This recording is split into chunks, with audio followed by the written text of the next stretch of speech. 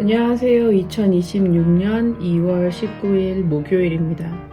오늘 함께 읽고 나눌 말씀은 요한복음 6장 41절에서 59절입니다. 새 번역으로 읽도록 하겠습니다. 유대인들은 예수께서 내가 하늘에서 내려온 빵이다 하고 말씀하셨으므로 그분을 두고 수군거리면서 말하였다. 이 사람은 요셉의 아들 예수가 아닌가? 그의 부모를 우리가 알지 않는가? 그런데 이 사람이 어떻게 하늘에서 내려왔다고 하는가? 그때 예수께서 그들에게 말씀하셨다. 서로 수군거리지 말아라. 나를 보내신 아버지께서 이끌어주지 아니하시면 아무도 내게 올 수 없다. 나는 그 사람들을 마지막 날에 살릴 것이다. 예언서에 기록하기를 그들이 모두 하나님께 가르침을 받을 것이다 하였다. 아버지께 듣고 배운 사람은 다 내게로 온다. 이 말은 하나님께로부터 온 사람 외에 누가 아버지를 보았다는 것을 뜻하지 않는다. 하나님께로부터 온 사람만이 아버지를 보았다. 내가 진정으로 너희에게 말한다. 믿는 사람은 영생을 가지고 있다. 나는 생명의 빵이다. 너희의 조상은 광야에서 만나를 먹었어도 죽었다. 그러나 하늘에서 내려오는 빵은 이러하니 누구든지 그것을 먹으면 죽지 않는다. 나는 하늘에서 내려온 살아있는 빵이다.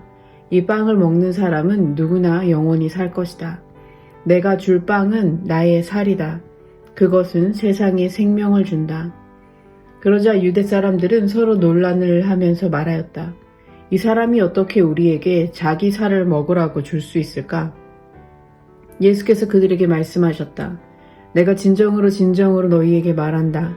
너희가 인자의 살을 먹지 아니하고 또 인자의 피를 마시지 아니하면 너희 속에는 생명이 없다. 내 살을 먹고 내 피를 마시는 사람은 영원한 생명을 가지고 있고 마지막 날에 내가 그를 살릴 것이다. 내 살은 참 양식이요 내 피는 참 음료이다. 내 살을 먹고 내 피를 마시는 사람은 내 안에 있고 나도 그 사람 안에 있다. 살아계신 아버지께서 나를 보내셨고 내가 아버지 때문에 사는 것과 같이 나를 먹는 사람도 나 때문에 살 것이다. 이것은 하늘에서 내려온 빵이다. 이것은 너희의 조상이 먹고서도 죽은 그런 것과는 같지 아니하다. 이 빵을 먹는 사람은 영원히 살 것이다. 이것은 예수께서 가버나움 회당에서 가르치실 때에 하신 말씀이다. 아멘. 오늘 함께 나눌 말씀은 요한복음 6장 41절부터 59절까지입니다. 이번 주 우리는 예수님께서 보리빵 5개와 물고기 2마리로 수천 명을 먹이신 오병이어의 기적 사건을 중심으로 본문을 묵상하고 있습니다. 이 기적은 출애굽기를 자연스럽게 떠올리게 합니다. 모세를 통해 만나를 내려주셨던 하나님처럼 예수님께서도 광야에서 백성들을 먹이신 것입니다. 사람들은 빵을 먹고 배가 불렀고 예수님의 능력에 환호하며 열광했었습니다. 하지만 오늘 본문의 분위기는 사뭇 다릅니다. 예수님께서 자신을 하늘에서 내려온 생명의 빵이라고 선언하시자 사람들의 환호는 이내 의구심과 불평으로 바뀝니다. 그들은 배를 불려줄 빵은 반겼지만 정작 그 기적이 가리키는 예수라는 분의 정체성은 받아들이기 힘들었던 것 같습니다.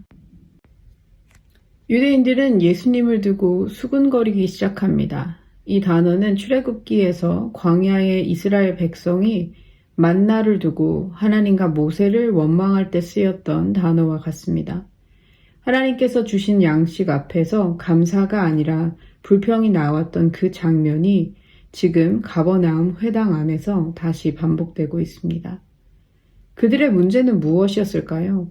그들이 불평한 이유는 역설적이게도 예수님을 너무 잘 안다고 생각했기 때문입니다. 42절입니다. 저 사람은 요셉의 아들 예수가 아닌가? 우리가 그 부모를 다 아는데 어떻게 하늘에서 왔다고 하는가? 그들은 예수님의 인간적인 배경에 갇혀 그분 안에 신성을 볼 수 없었습니다. 익숙함이 믿음을 막은 것입니다. 요한복음 1장은 이미 우리에게 예수님이 말씀이 육신 되신 분이라고 소개했습니다. 그러나 본문 속 사람들은 그 사실을 알지 못합니다. 그들은 눈에 보이는 것 이상을 보지 못합니다. 우리도 신앙생활이 오래될수록 예수님을 웬만큼은 안다는 착각에 빠지기 쉽습니다. 하지만 내 작은 지식의 틀에 주님을 가두는 순간 생명의 신비는 가려지고 맙니다. 불평하는 그들에게 예수님은 단호하게 믿음의 본질을 말씀하십니다. 믿음은 우리의 지식이나 노력으로 쟁취하는 것이 아니라 아버지께서 이끌어 주셔야 가능하다는 것입니다. 예수님은 여기서 이사야서 54장 13절을 인용하십니다. 45절을 읽겠습니다. 그들이 모두 하나님께 가르침을 받을 것이다. 이 말씀은 믿음의 본질을 보여줍니다. 믿음은 단순히 정보를 이해하는 일이 아닙니다. 하나님께서 먼저 가르치시고 이끄실 때 사람은 비로소 예수님을 알아보게 됩니다. 이 이사야서의 예언은 이스라엘이 포로 생활로 무력했던 시절 하나님이 직접 그들을 가르치고 회복시키시겠다고 약속하신 말씀입니다.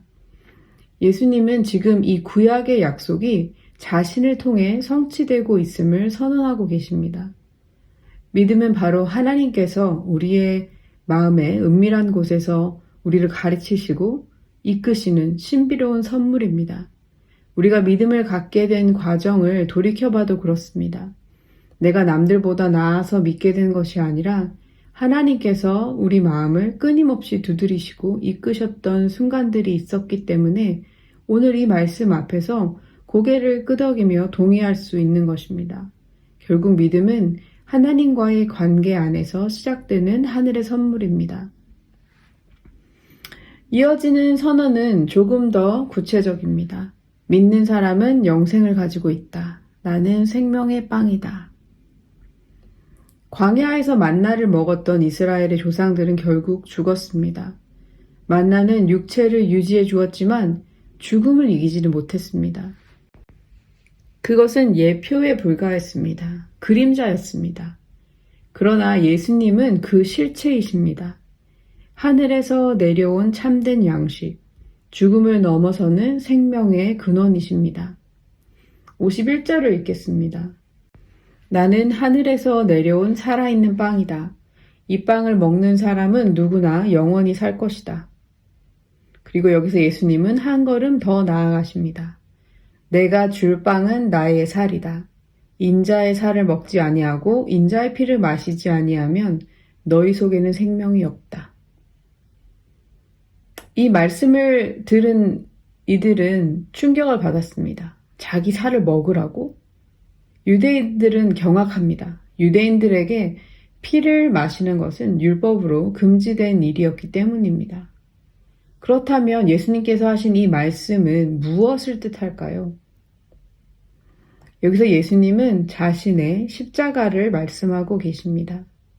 살과 피는 곧 십자가에서 찢기실 몸과 흘리실 피, 즉 예수님의 희생을 가리킵니다. 6월절 어린 양의 피가 이스라엘 공동체를 죽음에서 건져냈던 것처럼 예수님의 죽음은 세상에 생명을 가져옵니다.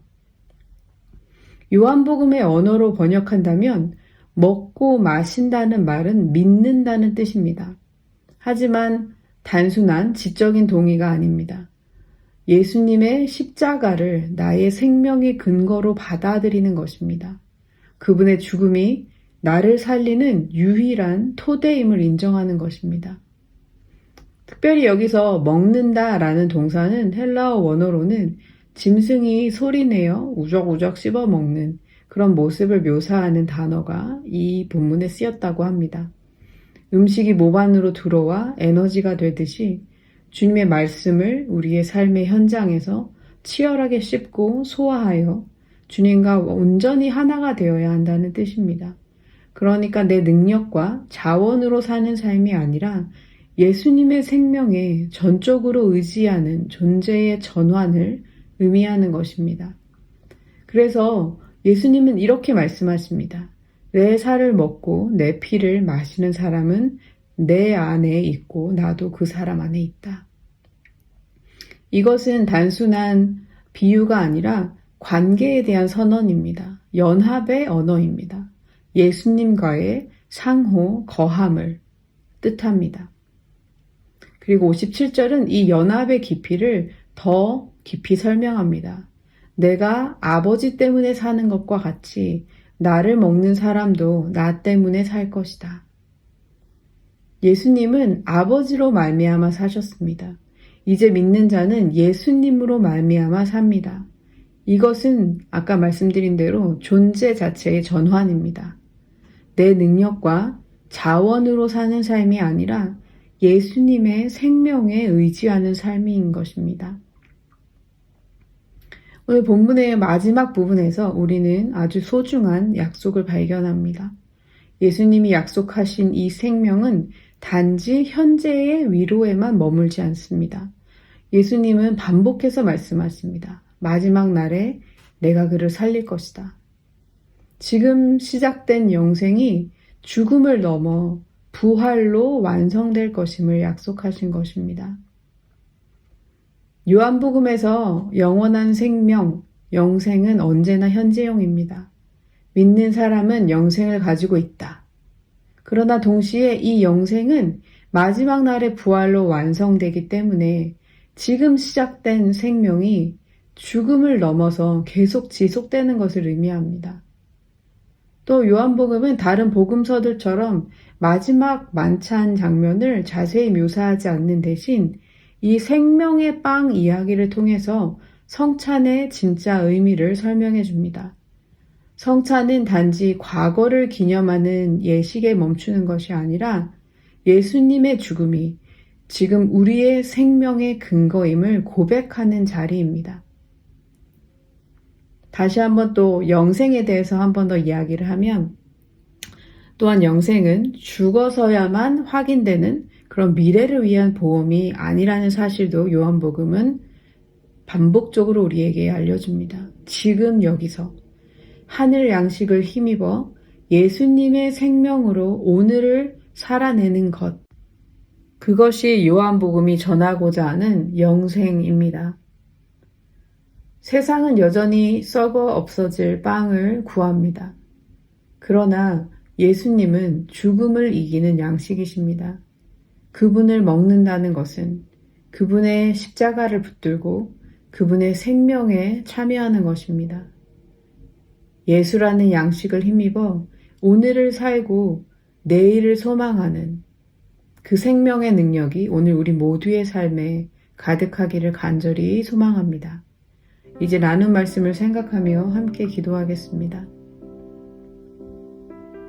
하나님 아버지, 무력한 우리를 먼저 찾아오셔서 나에게 오라고 초대해 주시니 감사합니다.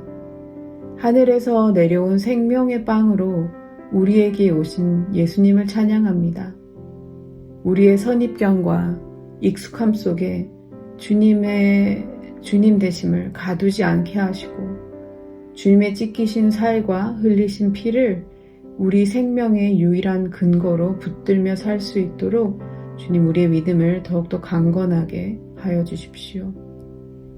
주님을 단순히 머리로 아는 데서 그치지 않고 우리 삶의 모든 순간순간마다 주님을 실제로 먹고 마시며 당신과 온전히 연합하는 삶을 살게 해 주십시오. 그래서 오늘도 우리의 힘이 아니라 주님의 생명으로 살게 하시고 마지막 날의 부활을 소망하며 현재를 영생의 기쁨으로 채워가는 하루하루가 되게 하여 주십시오. 오늘도 우리를 살리시는 좋으신 예수 그리스도의 이름으로 기도드립니다. 아멘.